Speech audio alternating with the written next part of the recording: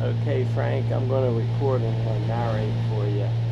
Starting the tape, it's at 1:39 now, and click. 140, 142. Okay, we're approaching Louis. We're just a few miles out. We're setting the power so that we get within the gear speed.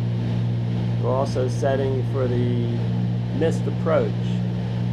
So you'll do an initial gump check prior to Louis. Usually good 2-3 miles prior to Louis. Start to slow up to get to within gear speed. So you have your power set at 20 inches and 2,300 RPMs. Flying the needles, holding 2,000. Looking good. Looks like we're coming on Louis. You should be setting for the missed approach, so you want your mixture and props to come up for the go around.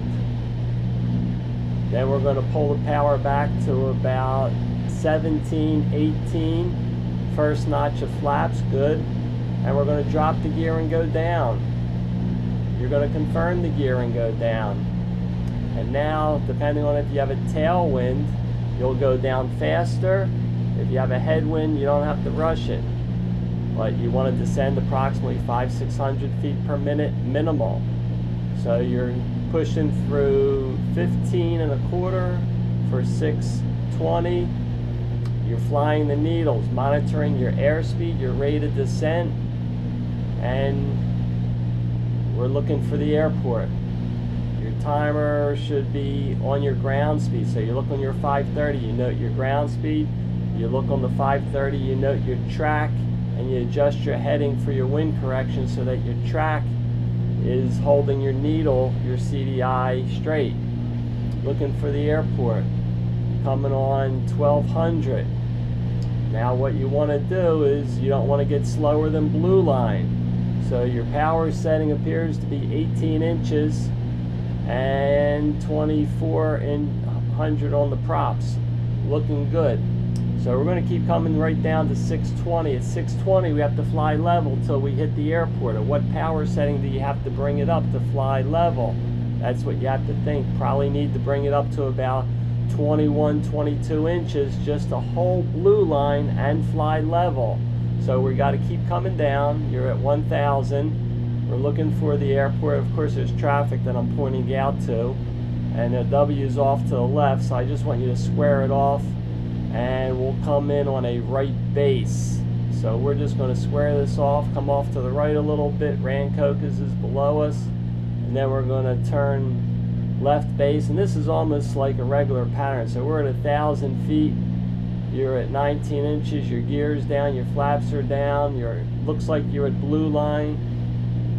Complete your gum check again. You're on the mains. Fuel pumps are on low, mixtures are up, props are to go. And I would just hold this here. You pull your power back because you got to start coming down. We're turning base leg, so you bring your power just to no lower than 15, 16. You got to just judge your rate of descent and how far from the airport you are. If you have a strong headwind, keep your power up to 17. If you have a tailwind, power to 15. So you got to monitor that. We also have a helicopter in the pattern, so we're going to have to keep our eyes on the runway.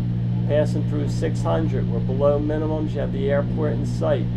Power should be at 15. We turn final, and then we judge at what point do we dump the flaps. Right there, you dump the flaps. You need to use trim, and now pitch for 105, and you should trim for 105, and adjust your power for your rate of descent.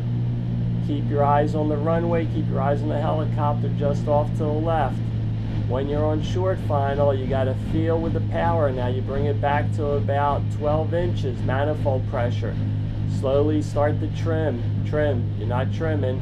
Trim will make it easier for you.